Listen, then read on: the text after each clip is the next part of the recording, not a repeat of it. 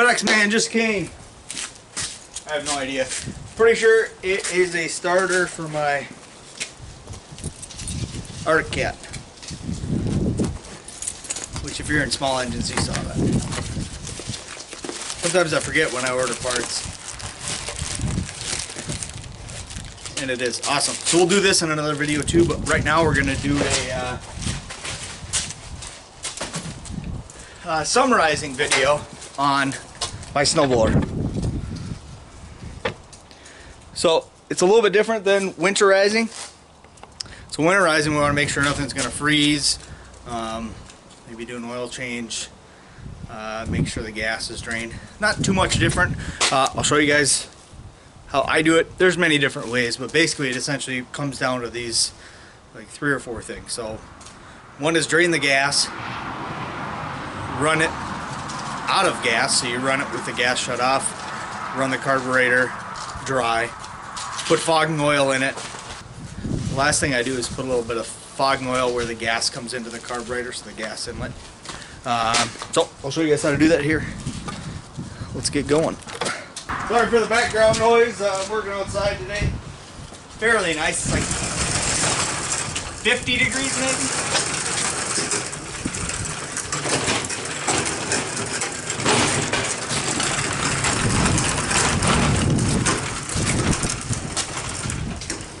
I love having my tools on a cart.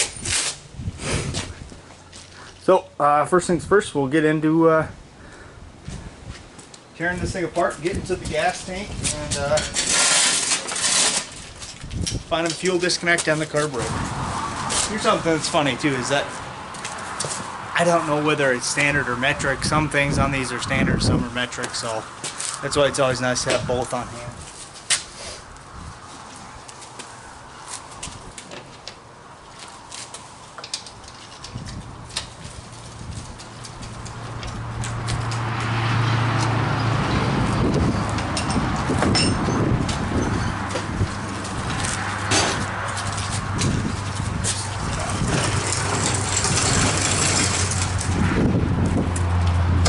So I bought this snowblower last winter. Well, yeah, I love these little magnetic tool or parts tray. Yeah, I bought it last year, brand new, super expensive. But what do you do when you gotta get the job done? You gotta get the job done. So it looks like everything's metric. I might not even have to take this off. I think I spent, gosh, almost $500 on this thing. And I bought a Briggs & Stratton. Why? Because I went to all those workshops and they donated engines, so it makes a difference.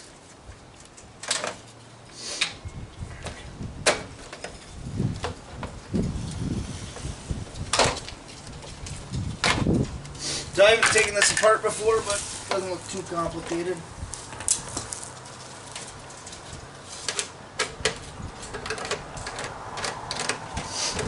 But I have to tell you, this is very similar to the engines we worked on at school. In fact, it might be the same one. I don't know. Seems like I've taken our apart before.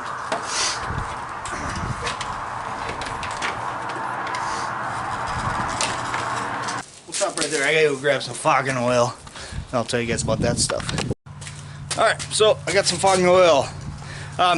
This stuff, there's a couple different brands that have this. Stable's pretty well known for doing stable gas stabilizer. This says to run the engine for 10 seconds while spraying this, and then spray it in each one of the spark plugs. I have, there's another brand I know that you run the engine and you spray it till it dies. But we'll shake it up a little bit. Go ahead and fire this thing up. Oh, one thing that's nice about the Briggs too, why I bought this motor, guaranteed to start in 2 pulls, or you can get it serviced up to I think it's 20 below, it says. So if this doesn't start in 2 pulls when it's 20 below out, you can go get it serviced for free. And to be honest, 20, 30, 40 below, I've never had to pull this thing more than once. Well, that's a lie. I have had to pull it a bunch of times, but that's usually because I forgot to turn the gas on. So I'll turn the gas back on right now, then we'll start it. Run it for 10 seconds. The only thing that might cause it a problem to start right now is that the primer bulb. I removed that. You know, maybe I'll hook that back up with a couple pumps. If you guys notice, I disconnected the ignition too. But most engines default when you unplug this ignition. When you unplug the ignition here, when you unplug that, most time this is a normally open circuit, so the only time that it can be shut off is when you actually turn the key and you make this connection and it closes the connection and then it grounds out. So, all right, primed it up. I don't have the ignition hooked up, although I probably should if I want to shut it off again, huh? Move on. Primed it.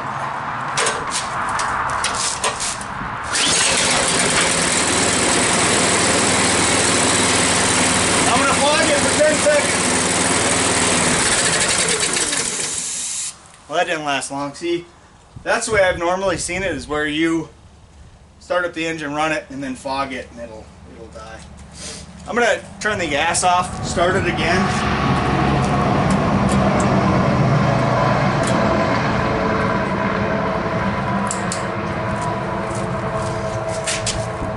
I've had engines run on fogging oil before.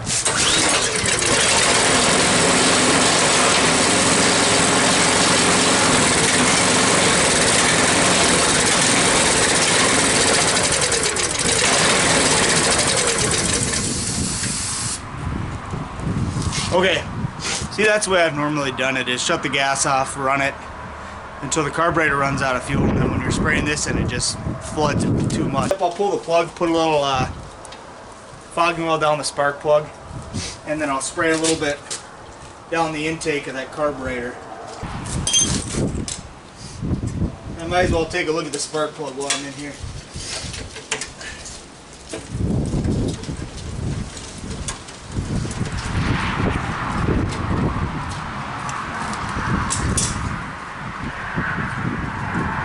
That's actually something we're going to be covering pretty quick here, is spark plugs.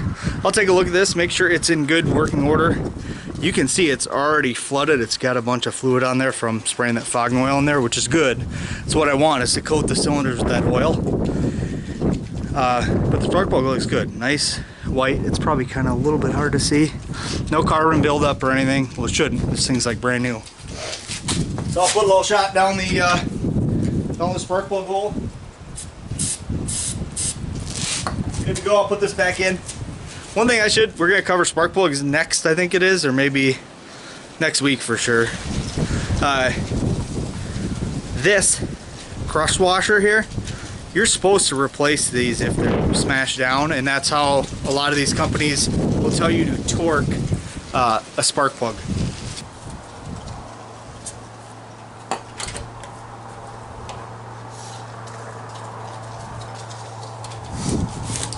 Alright, so all set, good to go. I'll put it back together, but if you think about it taking probably 10-15 minutes of time to put this away properly, when it's the first snowstorm next fall and you go to pull this out and fire it up, it's ready to go. I have never had an issue after doing this to an engine, and the gas is probably the most important thing.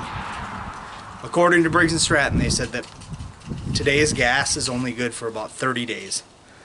Now, I used to buy 93 non-oxygenated gas for all my small engines, and actually what I've done since then, instead of spending that kind of large amount of money and buying gas for all my small engines, I just use stabilizer in it if I'm not going to use it within 30 days. Most of the time I go through gas. As something runs out, I'll go buy it, fill it up again, and it's not a big deal. So, alright, I'll slap this back together and then we'll have a few questions for you at the end.